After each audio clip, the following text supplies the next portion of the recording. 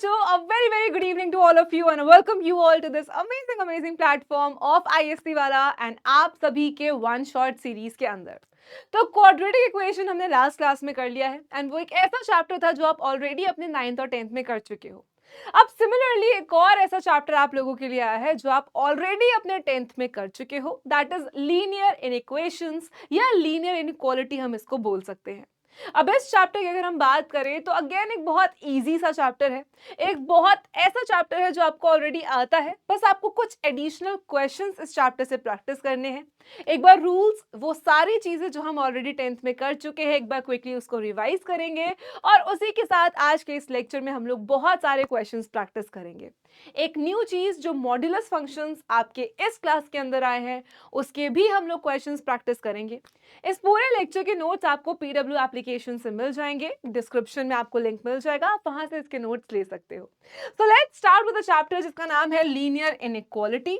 तो बहुत सारी चीजें हम इस चैप्टर के बारे में करने वाले हैं, बट शुरू करते हैं उस बेसिक से जो हम ऑलरेडी क्लास 10th में कर चुके हैं।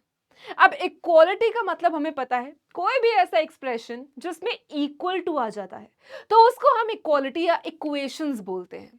अब इनइक्वालिटी क्या होता है, तुमने सोशल में ये वर्ड ज्यादा पढ़ा होगा कि स्टेटस इनइक्वालिटी है या कोई भी इनइक्वालिटी है, मतलब कि एक ऊपर एक नीचे, इस तरीके की चीजें आपने समझी हैं। अब अगर नंबर्स की भी बात करें तो आपने बचपन में नर्सरी में अपने जो भी छोटी क्लासेस रही हैं उसमें दो नंबर्स को कंपेयर किया है। फॉर एग्जाम्पल कि 7 3 से बड़ा होता है तो 7 इज ग्रेटर देन 3। तो इसको रिप्रेजेंट करने के लिए बच्चा आपने कुछ इस तरीके के साइन यूज करे हैं और इन्हीं साइन को हम लोग इनइक्वालिटी के साइंस बोलते हैं और इन्हीं साइंस के थ्रू हम लोग लीनियर इनइक्वेशंस पढ़ना शुरू करते हैं। लीनियर का मतलब वो होता है जब आपके एक्सप्रेशन में जो हाईएस्ट पावर होती है वेरिएबल की, दैट इज 1। तो लीनियर इक्वेशन या लीनियर इनइक्वेशन की जब हम बात करें तो ऐसी एक एक्सप्रेशन जहां पे वेरिएबल की हाईएस्ट पावर 1 है और इस तरीके के इनइक्वेशंस आपको नजर आते हैं।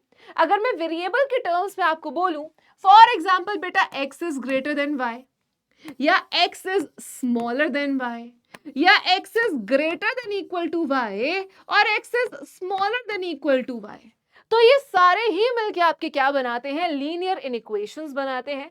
इन चारों साइंस को हम लोग साइन ऑफ इनइक्वालिटीज बोलते हैं। अब इतना समझने के बाद हमने एक और चीज के बारे में समझा था, दैट इज रूल्स। अब 6 रूल्स हैं, उन 6 रूल्स को बहुत ही आसान तरीके से समझते हैं। आ जाओ देखते हैं। तो बेटा सबसे पहला रूल क्या था कि अगर आपके पास इनइक्वेशन में कोई भी पॉजिटिव टर्म है, देखो इनइक्वेशन को सॉल्व करने का मतलब क्या होता है कि x की वैल्यू निकालना या जो भी आपका वेरिएबल यूज हो रहा है आपके एक्सप्रेशन में उसकी वैल्यू निकालना। अब अगर हम यहां देखें that x + 3 is greater then 5, अब इस +3 को अगर हम वहां भेजें, तो बेटा ये क्या हो जाता है, नेगेटिव हो जाता है। तो यहां से हमने क्या सीखा कि अगर कोई भी पॉजिटिव टर्म इनइक्वेशन के एक तरफ से दूसरी तरफ जाती है तो अगर वो पॉजिटिव होती है तो वो नेगेटिव हो जाती है। This is rule number 1। अब इसी के साथ रूल नंबर 2 बेटा आपको क्या कहता है कि फॉर एग्जांपल आपके पास कोई भी एक नेगेटिव टर्म है। अब यहाँ पे +3 वहां जाके -3 हुआ था, यहां पे आपके पास -5 है जो कि वहां जाके +5 हो जाएगा। तो यहां से हमने क्या सीखा कि अगर कोई भी नंबर जो नेगेटिव है वो इनइक्वेशन के दूसरी तरफ जाता है तो वो क्या हो जाता है, प्लस हो जाता है। तो जो प्लस का होता है यार वो माइनस, जो माइनस का होता है वो प्लस हो जाता है। इसी तरीके से आप सिंपली पहले 2 रूल्स को याद कर सकते हैं। अब इसी के बाद बेटा आपका तीसरा रूल क्या कहता है, बहुत ध्यान से समझना। अब यहां पे भाई मान लो आपके पास एक ये एक्सप्रेशन है और हमें एक्सप्रेशन में क्या करना होता है, इन शॉर्ट x की वैल्यू निकालनी होती है। x की वैल्यू निकालने का मतलब है x को अकेला छोड़ना होता है।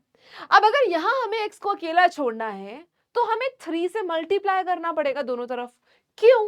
क्योंकि जब मैं यहां से 3 को मल्टीप्लाई करूंगी तो मैं यहां भी 3 को मल्टीप्लाई करूंगी, तो 3 से 3 कैंसिल हो जाएगा, दैट इज x।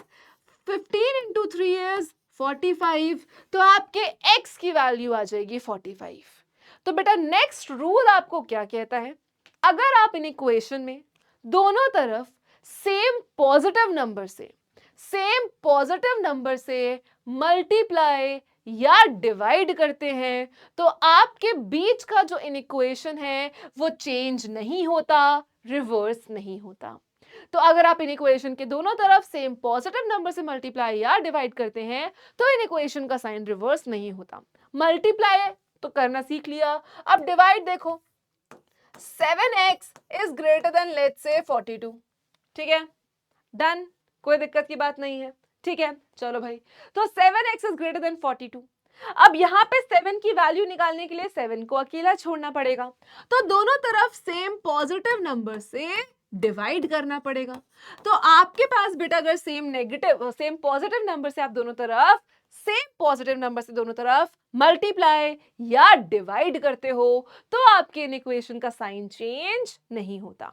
अब यहां पे अगर आप बहुत ध्यान से देखें तो आप ये बोलोगे कि मैम क्यों इतना क्यों करना, ये यहाँ डिवाइड हो रहा है, यहाँ जाके मल्टीप्लाई हो जाता तब भी यही आंसर आता, ये यहाँ मल्टीप्लाई हो रहा है नीचे आके डिवाइड हो जाता तब भी यही आंसर आता, तो हम दोनों तरफ क्यों मल्टीप्लाई डिवाइड कर रहे हैं बेटा? बिकॉज जो नेक्स्ट रूल मैं आपको बताने वाली हूं, अगर वहां पे आपने इस तरीके से किया तो मे बी आप साइन चेंज करना भूल जाओ, साइन रिवर्स करना भूल जाओ।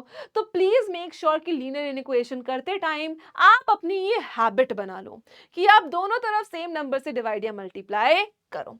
अब फॉर एग्जाम्पल अगर मैं आपको बोलूं -2x is less then for example 5, अब x को अकेला छोड़ने के लिए क्या करना पड़ेगा बेटा? x को अकेला छोड़ने के लिए क्या करना पड़ेगा? दोनों तरफ सेम -2 से डिवाइड करना पड़ेगा। और बेटा ऐसे केसेस में जब हम सेम नेगेटिव नंबर से दोनों तरफ मल्टीप्लाई या डिवाइड करते हैं, अगर हम इन इक्वेशन के दोनों तरफ सेम नेगेटिव नंबर से मल्टीप्लाई या डिवाइड करते हैं तो आपके इन इक्वेशन का जो भी साइन होता है वो रिवर्स हो जाता है, चेंज हो जाता है। So this was the whole purpose कि जब आप नेगेटिव देखो कि आप नेगेटिव से डिवाइड कर रहे हो तो आप उसको चेंज करना सीखो, आप उसको चेंज करो, ये पूरा एक मैटर रखता है। तो आपको प्लीज ध्यान रखना है कि जब भी आप सेम नेगेटिव नंबर से बचा मल्टीप्लाई करते हो या डिवाइड करते हो तो आपके इन इक्वेशन का साइन जो है वो रिवर्स हो जाएगा। चलिए, अब बेटा यहाँ पे आपके पास लीनियर इनइक्वेशंस हैं, ये सारे एग्जाम्पल है लीनियर इनइक्वेशन के, ये सब आपको पता है, ठीक है। चलिए, अब बेटा जो ऐसी लीनियर इनइक्वेशंस होती हैं, for example 3 is greater then x, ठीक है, यहाँ पे 2x - 3 इज ग्रेटर देन 8, तो ये सारी स्ट्रिक्ट इनइक्वालिटीज बोली जाती है। जहां पे इनइक्वालिटीज बेटा इस तरीके की होती हैं उनको स्लैक इनइक्वालिटीज बोला जाता है। डिफरेंस क्या है बेटा? यहाँ पे ये क्या है, यहाँ पे ये क्या है, ग्रेटर देन का साइन है, यहाँ पे ये क्या है, लेस देन का साइन है, यहाँ पे ये बेटा लेस देन इक्वल टू का साइन है, यहाँ पे ये ग्रेटर देन इक्वल टू का साइन है। तो जो लेस देन और ग्रेटर देन का साइन है उनको स्ट्रिक्ट इनइक्वालिटीज बोला जाता है, और जो less than equal to and greater than equal to का साइन है ऐसी इनइक्वेशंस को स्लैक इनइक्वालिटीज बोला जाता है। तो इतनी इंफॉर्मेशन आपको समझ में आ गई हो। Now let's talk about the replacement set and solution set. अब बच्चा फॉर एग्जांपल मैं आपको बोलूं कि भाई जो मेरा x है ना, जो मेरा x है वो 4 से छोटा है, भाई x की वैल्यू 4 से छोटी है। अब आप बोलोगे मैम 4 से छोटी तो वैल्यूज 3.9 है, 3.5 है, 3 है, 2 है, 1 है, 0 है, -1 है, -2 है, -3 है, -4 है, -5 है, -6 है, -infinity तक बहुत सारी वैल्यूज हैं। तो कौन सी वैल्यू? x अगर 4 से छोटा है तो 4 से छोटे तो बेटा इनफाइनाइटली मेनी नंबर्स हैं। अब इसमें सॉल्यूशन किस पे डिपेंड करता है कि आपका रिप्लेसमेंट सेट क्या है। अब अगर मेरे को सिर्फ ये लिखना हो तो x की वैल्यू क्या होगी, 4 से छोटी और -infinity तक कुछ भी। लेकिन अगर कोई आके मुझे बोल दे कि भाई x की वैल्यू सिर्फ और सिर्फ नेचुरल नंबर्स को बिलोंग कर सकती है, कि जो भी x की वैल्यू आएगी वो सिर्फ और सिर्फ एक नेचुरल नंबर हो सकती है, तो बेटा ऐसे केस में अब जो मेरा सॉल्यूशन सेट बनेगा वो क्या बनेगा, 1, 2 एंड 3। तो उसको कहते हैं रिप्लेसमेंट सेट, इसको कहते हैं solution set. This is known as replacement set और इसको बोला जाता है सॉल्यूशन सेट। तो रिप्लेसमेंट सेट क्या होता है भाई? अगेन वो कैफे वाला एग्जांपल कि आप किसी रेस्टोरेंट या कैफे में गए हो, आपने पूरा मेन्यू देखा है, वो मेन्यू हो गया रिप्लेसमेंट सेट। अब उस मेन्यू में से आपने दाल मखनी, कढ़ाई पनीर और बटर नान मंगाया है, तो ये क्या हो गया? Solution set. रिप्लेसमेंट सेट मतलब कि आपको सारी वैल्यूज कौन सी गिवन है और उस वैल्यू क्या आपका एक्स किसको बिलोंग करता है, दैट इज रिप्लेसमेंट सेट।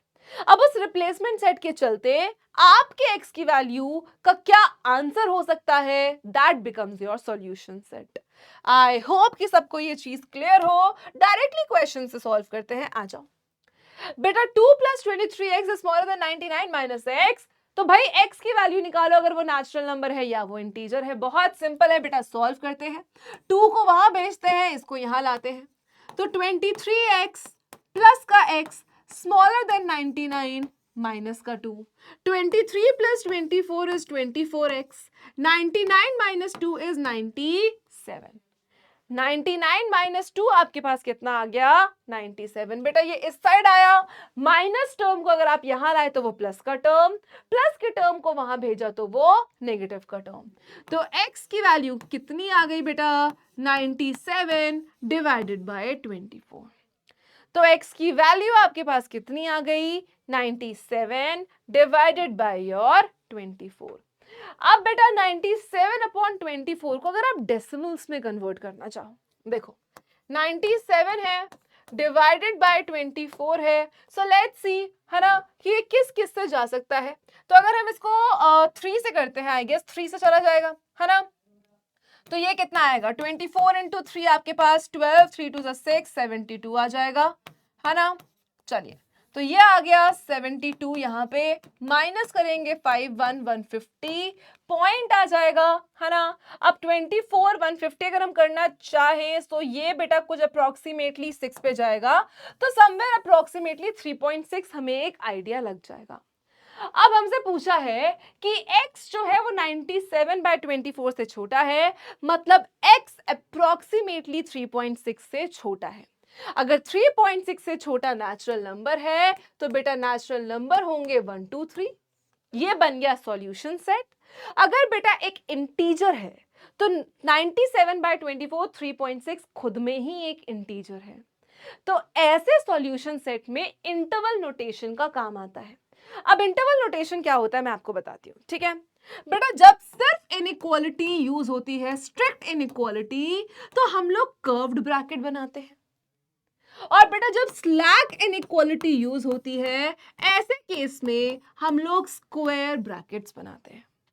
तो हमने क्या सीखा कि जब सिर्फ इनइक्वालिटी यूज हो, जब स्ट्रिक्ट इनइक्वालिटी यूज हो तो कर्व्ड ब्रैकेट, और जब नॉर्मल इनइक्वालिटी यूज हो तो स्क्वायर ब्रैकेट। क्योंकि बेटा इंटीजर्स सारे नंबर है, 3.6 भी अपने आप में एक इंटीजर है, 97/24 भी अपने में एक इंटीजर है।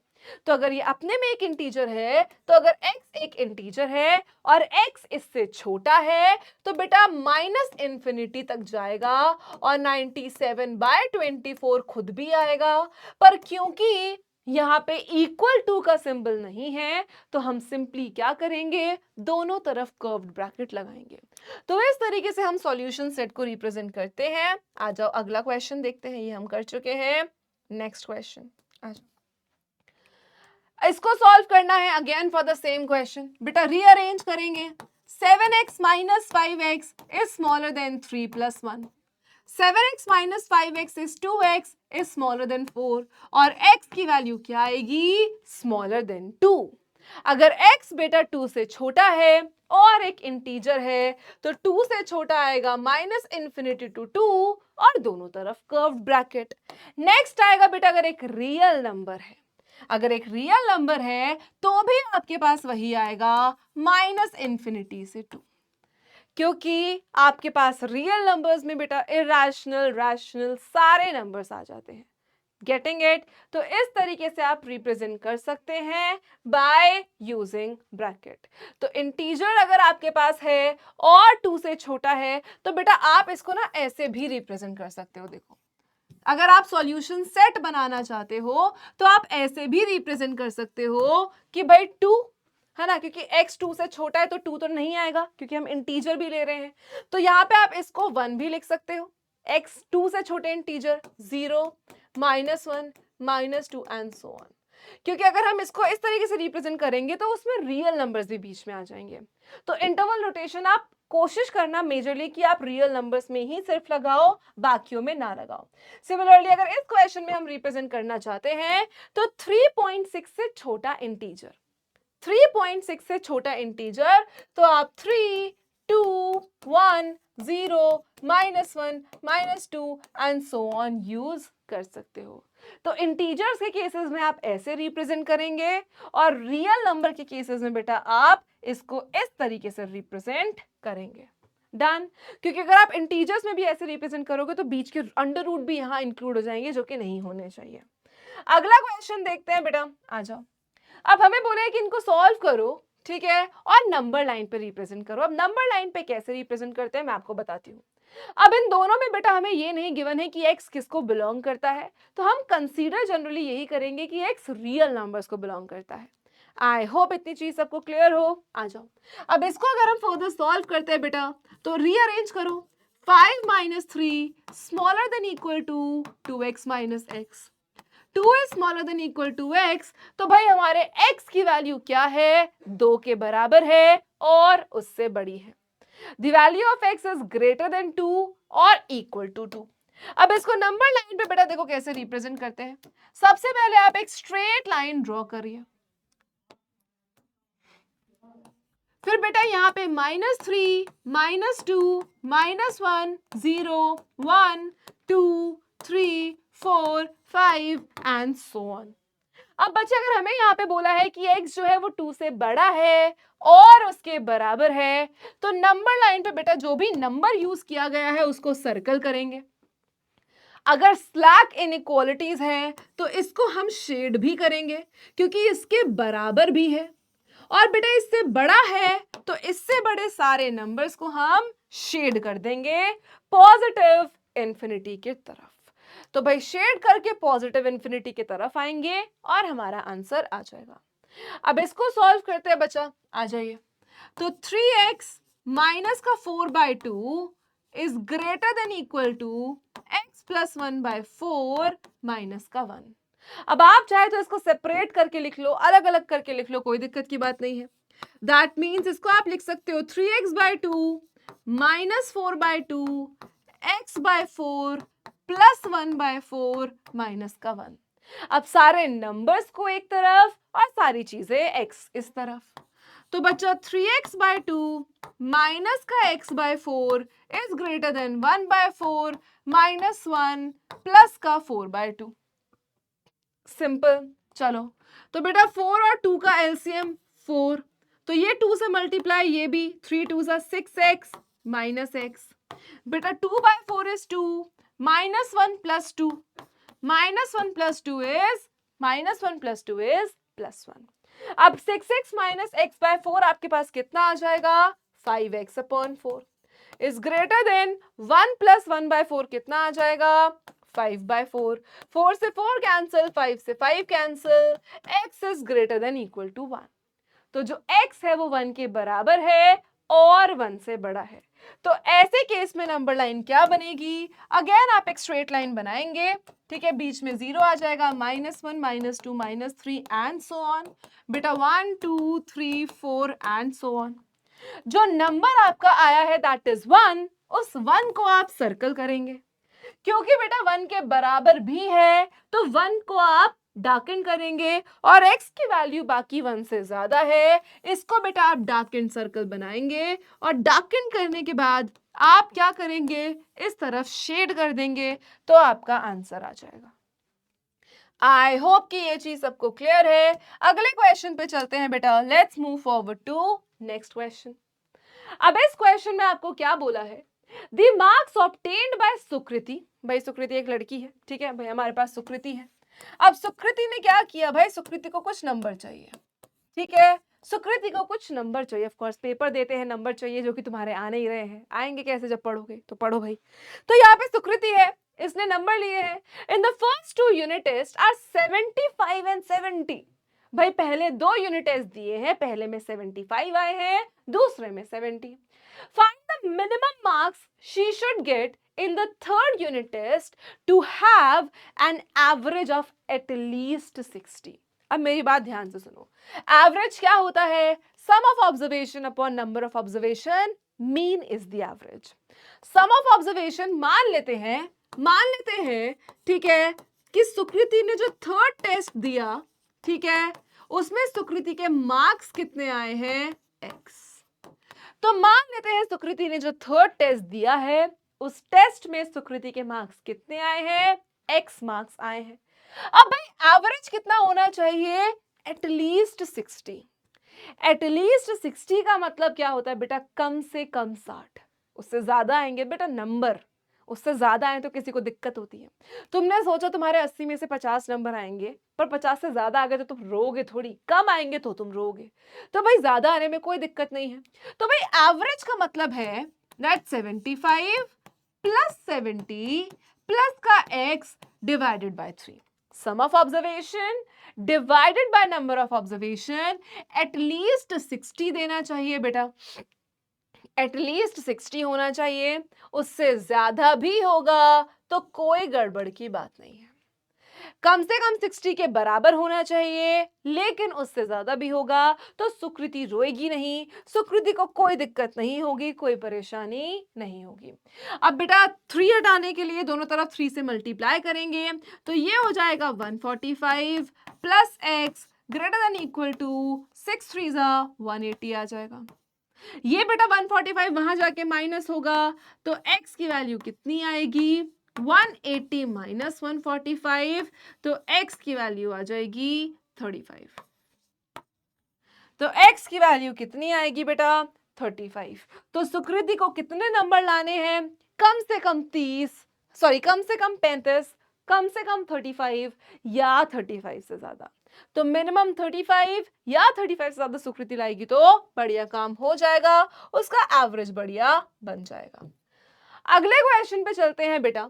The cost and revenue functions of a product given by CX is 20x plus 4000 and RX 60 plus 2000 respectively, जहां पे x number of items है जिसको हम प्रोड्यूस करते हैं और बेचते हैं.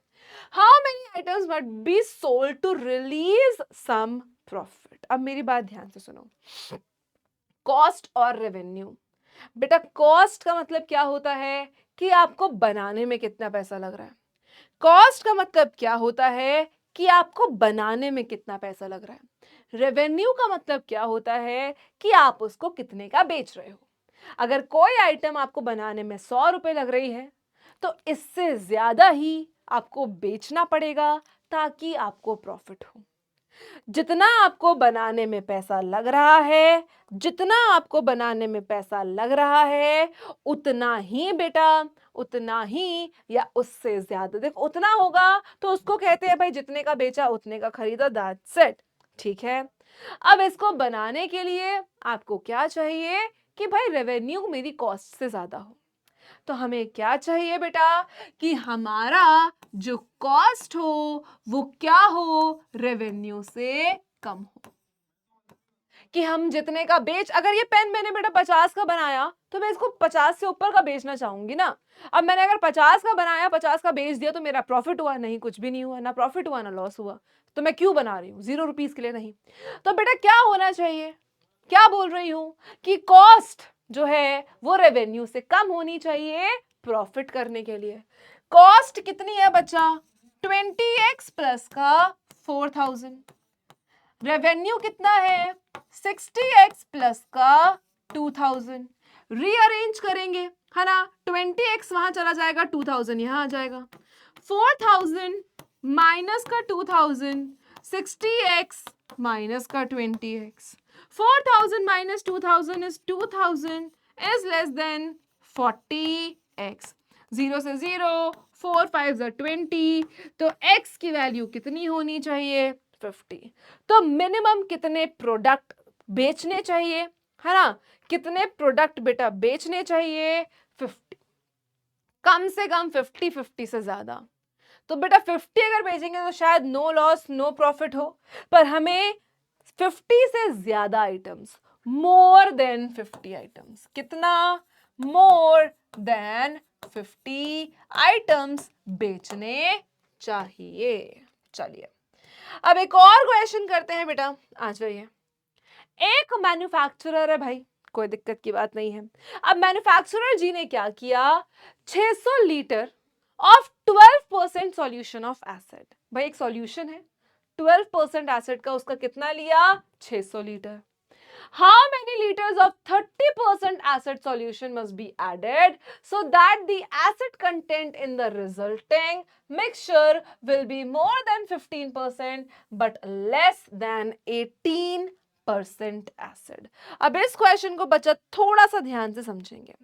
सबसे पहले देखो 12% ऑफ 600 लीटर्स कितना एसिड हुआ, 12% ऑफ 600 एसिड कितना लीटर्स हुआ, 12/100 इंटू 600, तो ये कितना आया बच्चा आपके पास, 72 लीटर्स हुआ।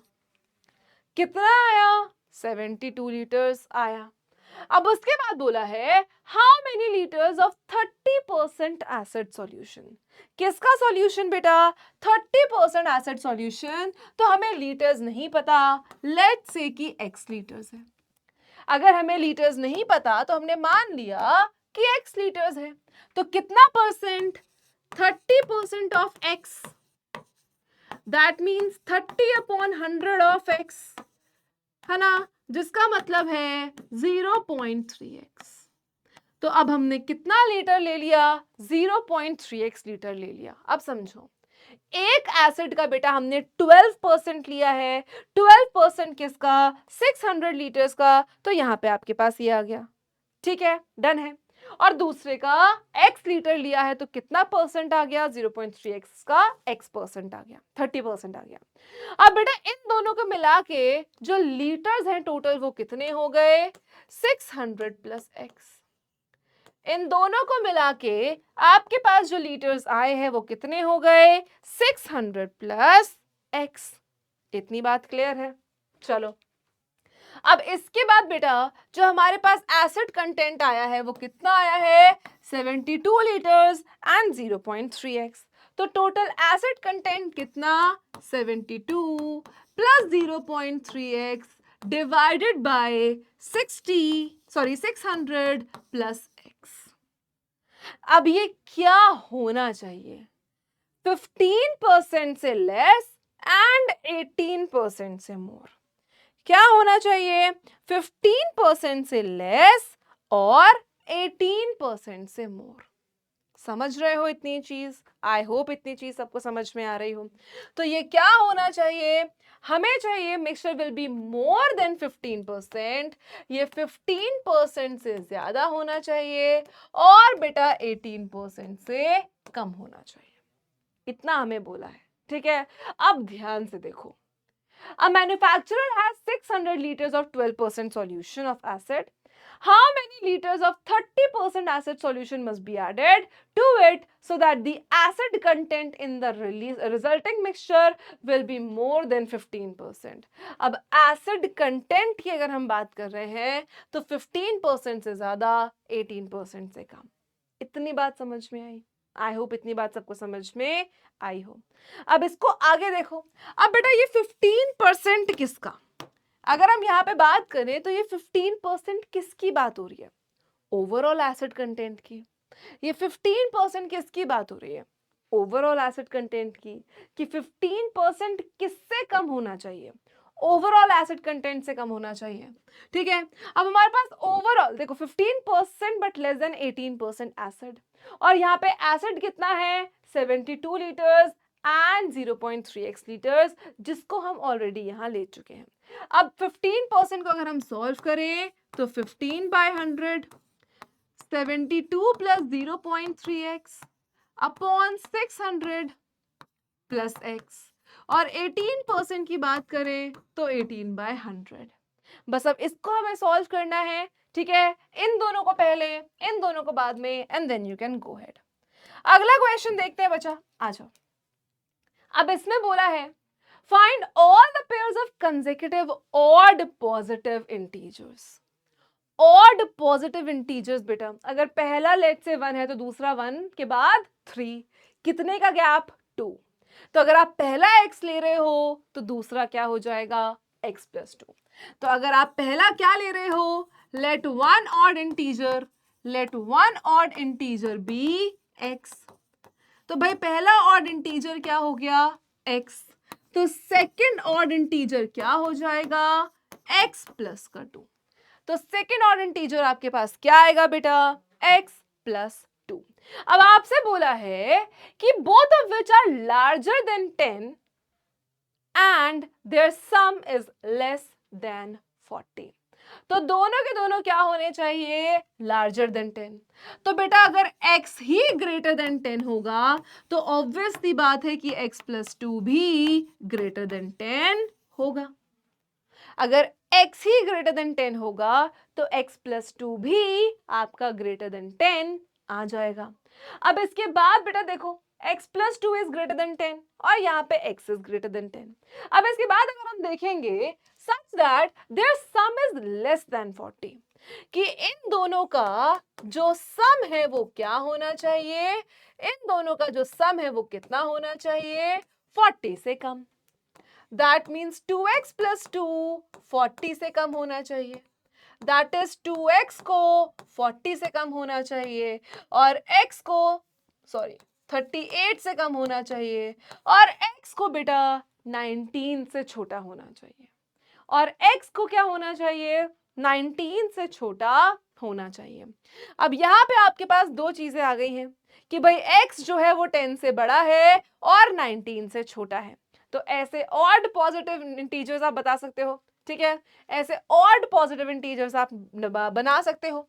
10 से बड़ा तो 11, 11 के साथ 11 प्लस 2 13, फिर नेक्स्ट 13, तो 13 से बड़े दो 15, फिर नेक्स्ट 15, 15 प्लस 2 17 और अगर आप 17 लोगे तो 19 आएगा, बट आपको बोला है कि 19 से छोटे होने चाहिए। तो सिर्फ यही 3 पेयर आपके बनेंगे। अगर बेटा लेस देन इक्वल टू होता तो हम 19 को भी इंक्लूड कर लेते, बट यहाँ पे हम नहीं करेंगे क्योंकि वो लेस देन इक्वल टू नहीं है। अब आगे चलते हैं बेटा।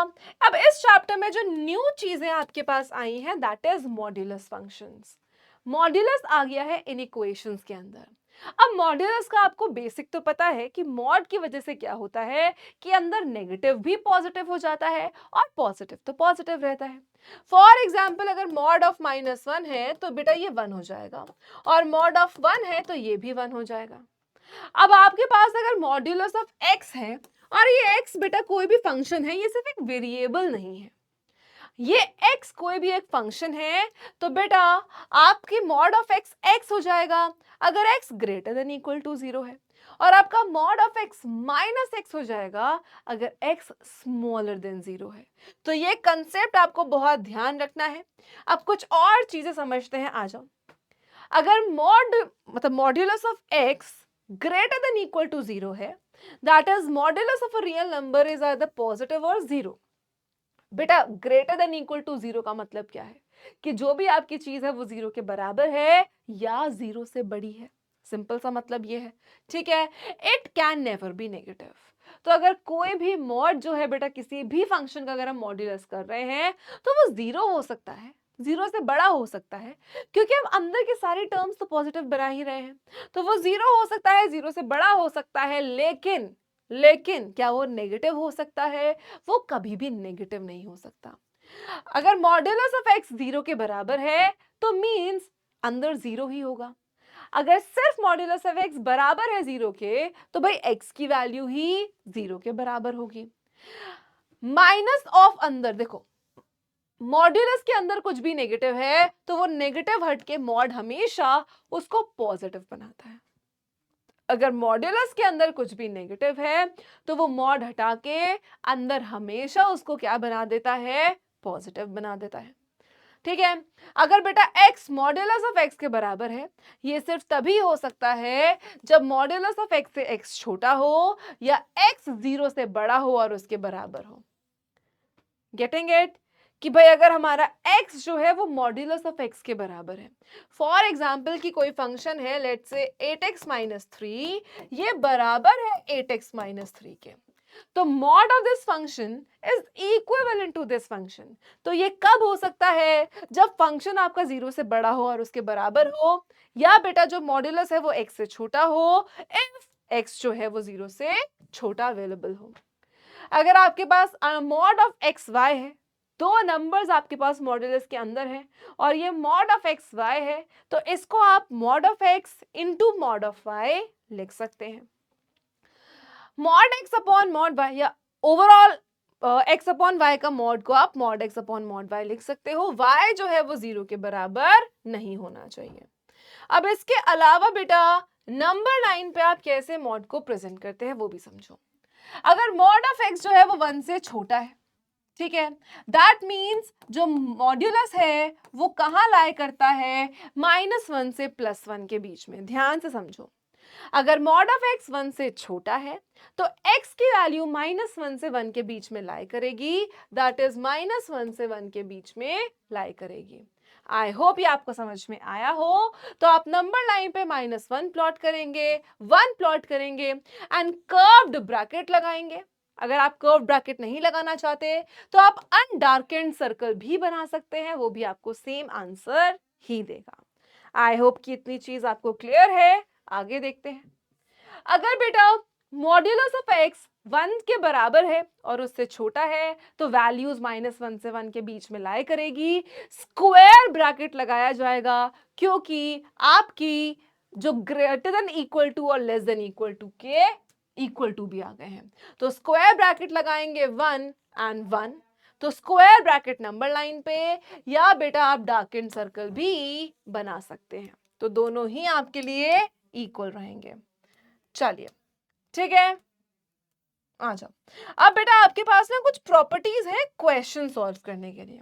आपके पास क्वेश्चंस आते हैं जहां पे आपके पास दो मॉड्यूलस यूज हो, या दो मॉड्यूलस के अलावा एक ही मॉड्यूलस यूज हो लेकिन 0 के साथ रिलेशन गिवन हो, तो इस तरीके की चीजें आपके पास आती हैं।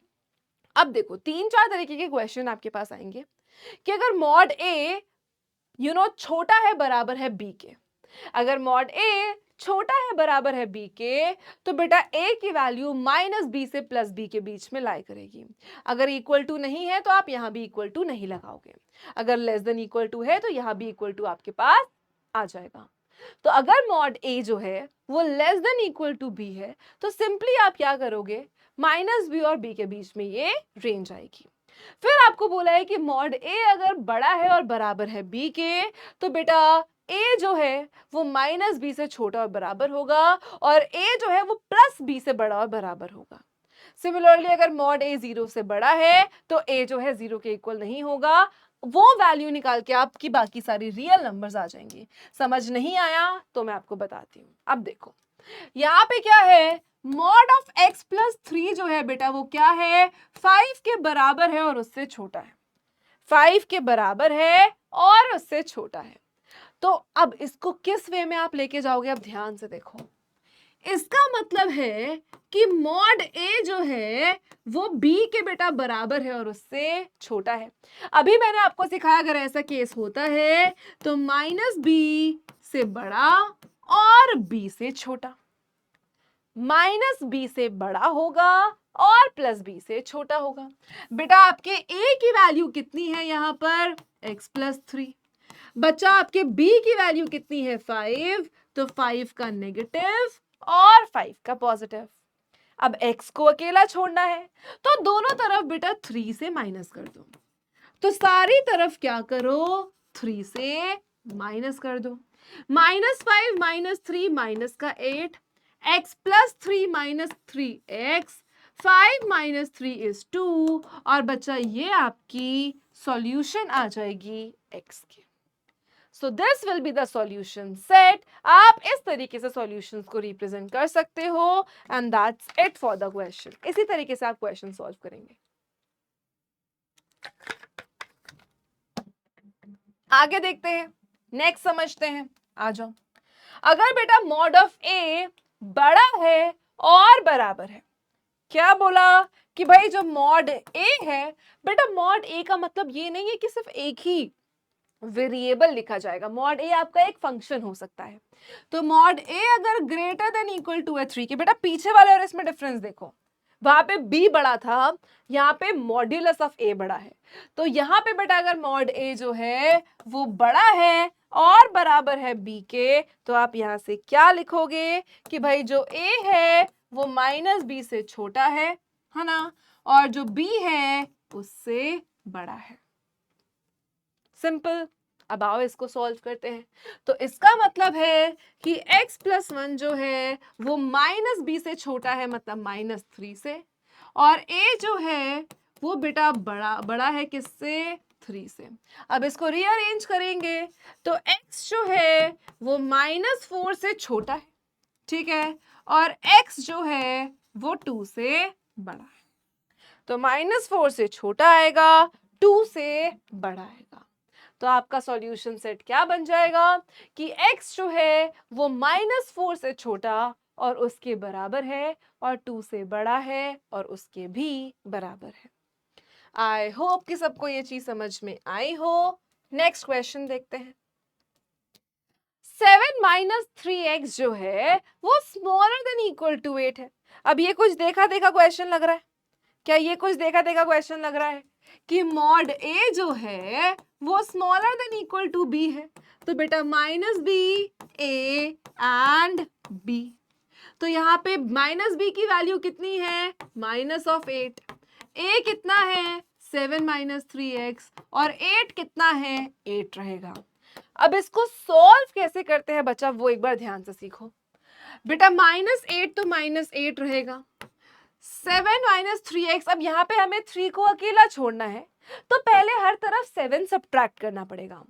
7 सब्ट्रैक्ट क्यों करना पड़ेगा, क्योंकि हमें ये 7 पहले हटाना है।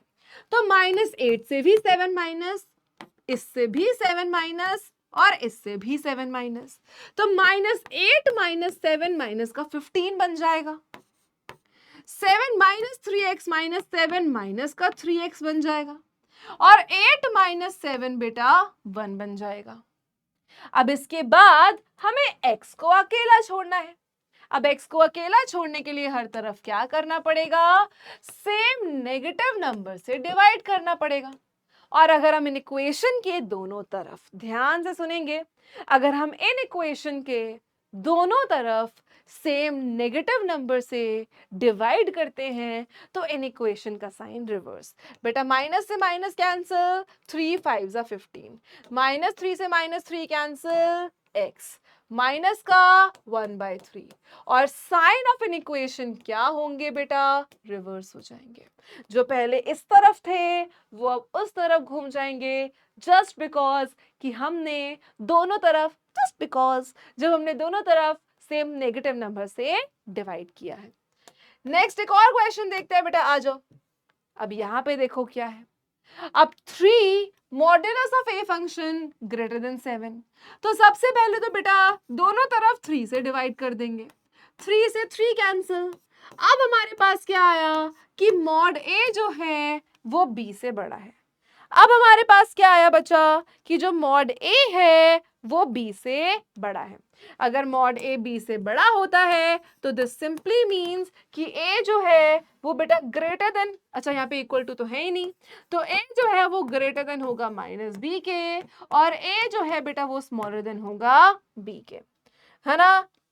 -b बड़ा, सॉरी, a जो है वो छोटा होगा -b से, और a जो है बेटा वो बड़ा होगा b से। नेगेटिव बड़ा, पॉजिटिव छोटा। अब बस वैल्यू सब्स्टिट्यूट करनी है। 5 - 2x छोटा होगा -7/3 से, और बेटा 5 - 2x बड़ा होगा -7/3 से, सॉरी प्लस का 7/3 से। बस अब इसको सॉल्व करना है। पहले दोनों तरफ बेटा -5 करेंगे, पहले क्या करेंगे, यहां भी -5 करेंगे, यहां भी -5 करेंगे, और यहां भी -5 करेंगे। -5 + 5 कैंसिल, माइनस का 2x, एलसीएम लेंगे बेटा 3 आएगा, -7 और 5 3 5 3 15 आ जाएगा, ठीक है। तो -2x आपके पास 7 और 15 कितना आ जाएगा, माइनस का 22/3 बेटा, ठीक है। अब यहां से अगर आप कैंसिल करना चाहते हो तो आप दोनों तरफ -2 से डिवाइड करोगे, और अगर दोनों तरफ -2 से, अगर दोनों तरफ सेम नेगेटिव नंबर से डिवाइड करते हैं तो इन इक्वेशन का साइन रिवर्स हो जाता है। तो यहां से आपके पास कितना आ जाएगा, x इज ग्रेटर देन 11/3। तो पहली आपकी इक्वेशन क्या बनेगी कि भाई जो x है वो 11/3 से बड़ा है। अब इसको सॉल्व करेंगे, अगेन बच्चा दोनों तरफ -5 करेंगे और -5 करेंगे, है ना। तो -5 से +5 कैंसिल हो जाएगा, ये माइनस का 2x ग्रेटर देन, एलसीएम लेंगे फिर से और यहाँ 15 आ जाएगा। अब ये माइनस का 2x यहाँ पे बचा है, ग्रेटर देन 7 में से 15 माइनस करेंगे, माइनस का 8 आएगा डिवाइडेड बाय 3। अब आपको x को अकेला छोड़ना है, तो दोनों तरफ सेम नेगेटिव नंबर से अगर आप डिवाइड करोगे तो -2 से -2 कैंसिल, x जो है बेटा वो आपके पास कितना आ जाएगा, 4/3। एंड क्योंकि आपने सेम नेगेटिव नंबर से डिवाइड किया है तो आपके इन इक्वेशन का साइन रिवर्स हो जाएगा, चेंज हो जाएगा। तो x की वैल्यू 11/3 से बड़ी है और x की वैल्यू 4/3 से छोटी है। अब यहां पे बचा 2 + 3x का मॉड जो है वो 0 से बड़ा है, मतलब मॉड ऑफ a 0 से बड़ा है। तो हमने ऐसे केस में क्या देखा था कि भाई कोई भी रियल नंबर वैल्यू हो सकती है, बस x 0 के बराबर ना हो। अगर x 0 के बराबर ना हो मतलब 2 + 3x 0 के बराबर ना हो, मतलब 3x - 2 के बराबर ना हो, और x जो है वो -2/3 के बराबर ना हो। तो बेटा x की इस केस में कोई भी रियल वैल्यू हो सकती है एक्सेप्ट -2/3। तो बस इसी तरीके के मॉड्यूलस के आपके क्वेश्चंस आएंगे और इसी तरीके से आपको सिंपली उसको सॉल्व करना है। So that's it for today. I hope कि आपको ये चैप्टर इजी लगा हो, समझ में आया हो। ऑलराइट, कोई भी आपको डाउट होता है आप नीचे जरूर डाल देना। इस लेक्चर के नोट्स आपको पीडब्ल्यू एप्लीकेशन से मिल जाएंगे, ठीक है। तो आप नीचे से डिस्क्रिप्शन से आप लिंक ले सकते हैं। हम लोग मिलते हैं अगले वन शॉट में। Till then take care, have a great time ahead. Thank you so much, bye bye.